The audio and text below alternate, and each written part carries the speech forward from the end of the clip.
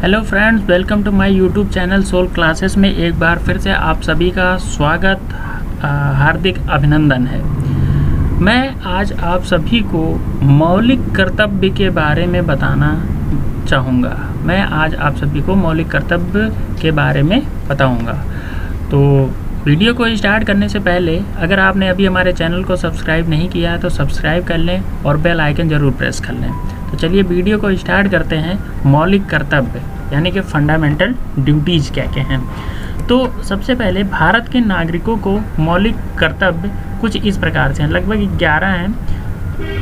सरदार पूर्ण सिंह समिति यानी कि सरदार स्वर्ण सिंह समिति की अनुशंसा पर संविधान के 42वें संशोधन 1976 के द्वारा मौलिक कर्तव्य को संविधान में जोड़ा गया। इसे रूस के संविधान से लिया गया, यानी कि ये मौलिक जो कर्तव्य है इसको रूस के संविधान से लिया गया है।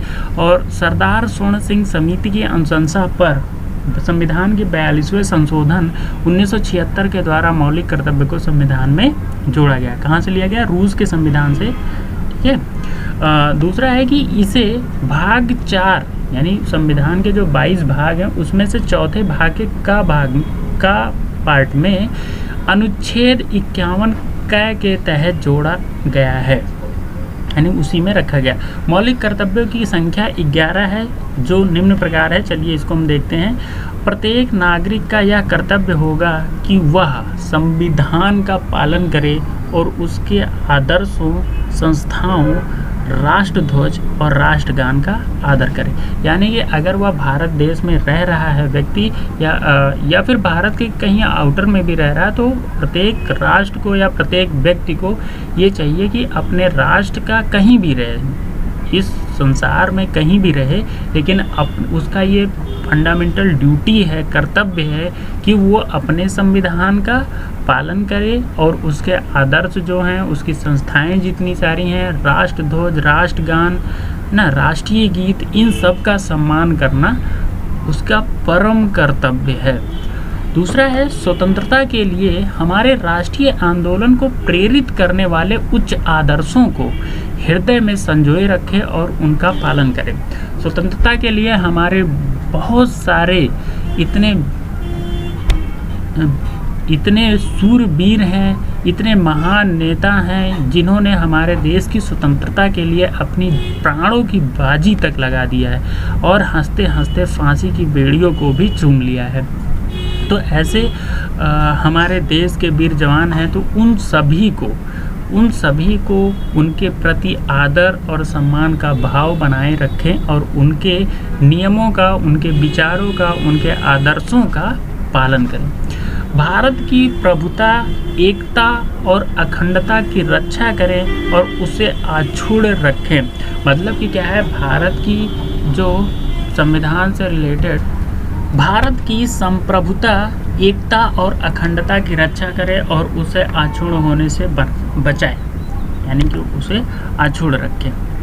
चौथा है कि देश की रक्षा करें, यानी कि कभी भी देश की किसी भी प्रकार की अगर कोई समस्या आती, चाहे आर्थिक हो, सामाजिक हो, नैतिक हो, किसी भी प्रकार की अगर कोई समस्या आती है तो उसे अपने तन मन धन से तत्पर रहना चाहिए और देश की सेवा में ही अग्रसर होना चाहिए।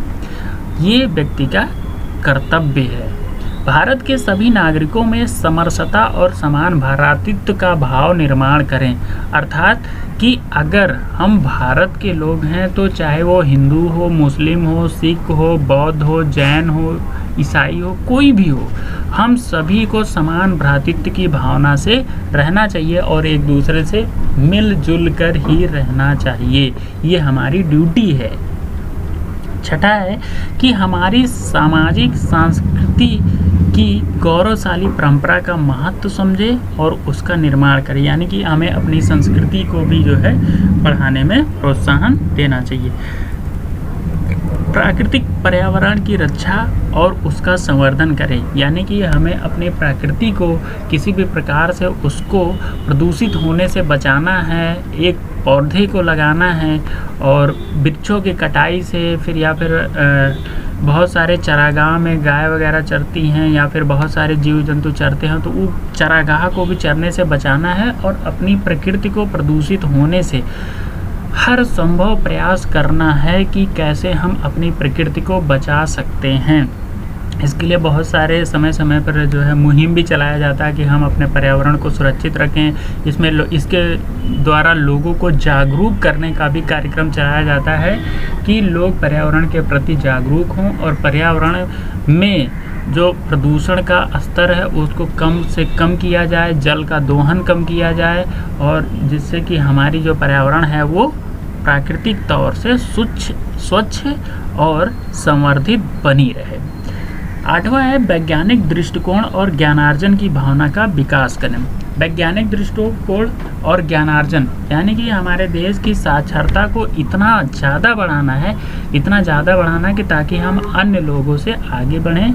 ज्ञानार्जन करना है। ज्ञानार्जन मीन्स होता है कि अपने ज्ञान को और अधिक बढ़ाना है, निरंतर बढ़ाना है। ग्रामीण क्षेत्र अभी भी बहुत सारे ऐसे हैं जहाँ पर शिक्षा का स्तर बहुत कम है, वहाँ पर इस तरह के कार्यक्रम चलाए जा रहे हैं जिसकी वजह से लोगों को शिक्षा के बारे में अग्रसर किया जा रहा है, उनको जागरूक किया जा रहा है। विभिन्न तरह की स्कीम चलाई जा रही हैं। सरकार द्वारा भी बहुत सारे जो है शिक्षा का अधिकार अधिनियम है, राइट टू एजुकेशन एक्ट चल रहा है। इसके अलावा बहुत सारी राष्ट्रीय शिक्षा नीति वगैरह भी चल रही हैं, जिसकी वजह से सर्व शिक्षा अभियान की तरह भी बहुत सारे कार्यक्रम चलाए जा रहे हैं, जिसकी वजह से समाज को सुशिक्षित करने का लक्ष्य को पूरा किया जा रहा है। सार्वजनिक संपत्ति को सुरक्षित रखें, बहुत इम्पोर्टेंट टॉपिक है, बहुत इम्पोर्टेंट लाइन है कि सार्वजनिक संपत्ति को सुरक्षित करें।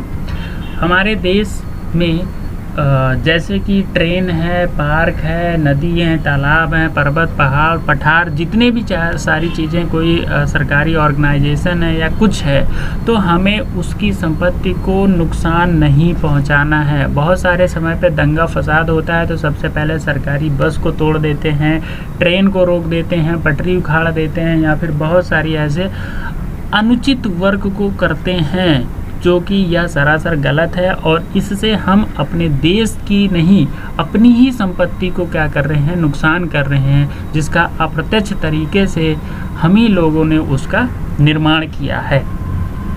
व्यक्तिगत एवं सामूहिक गतिविधियों के सभी क्षेत्रों में उत्कर्ष की ओर बढ़ने का सतत प्रयास करें। अर्थात कि हमें अपने देश के उत्थान के लिए, देश के विकास के लिए, देश की इकोनॉमी को बढ़ाने के लिए विभिन्न प्रकार की गतिविधियों में अपने हर प्रकार की शारीरिक, मानसिक, बौद्धिक, जिस भी चीज़ में आप अपने देश को अग्रसर बढ़ाने में प्रयास कर सकते हैं, उसमें नित्य निरंतर, व्यक्तिगत हो चाहे सामूहिक हो, हर प्रकार से हमें अपने देश की वृद्धि को करने के लिए निरंतर प्रयास करना चाहिए। यह देश के प्रत्येक नागरिक का कर्तव्य है। माता पिता या संरक्षक द्वारा 6 से 14 वर्ष के बच्चों हेतु प्राथमिक शिक्षा प्रदान करना। 86वां संविधान संशोधन हुआ था जिसके द्वारा राइट टू एक्ट एजुकेशन के तहत प्राथमिक शिक्षा प्रदान करना हर माता पिता या संरक्षक का कर्तव्य है। जिस बच्चे की उम्र 6 से 14 वर्ष के बीच है उसे प्राथमिक शिक्षा प्रदान करना अति आवश्यक है, और यह माता पिता या संरक्षक की ड्यूटी है कि उनका बच्चा अगर 6 से 14 वर्ष का है तो वो प्राथमिक विद्यालय में निःशुल्क जा करके एडमिशन करवा सकते हैं, और ये उनका कर्तव्य है कि ताकि इस देश का प्रत्येक बच्चा, प्रत्येक छात्र छात्रा सभी शिक्षित हों और हमारे देश के विकास में वो भी अपना अमूल्य योगदान दे सकें। तो इस प्रकार यह वीडियो समाप्त होती है। अगर यह वीडियो आप सभी को पसंद आया हो तो इसको लाइक करें, सब्सक्राइब करें, शेयर करें और बेल आइकन को भी प्रेस कर लें ताकि लेटेस्ट वीडियो का अपडेट आप सभी को मिलता रहे। इस प्रकार आपने हमें इतना समय दिया, इसके लिए आप सभी का बहुत बहुत दिल से धन्यवाद।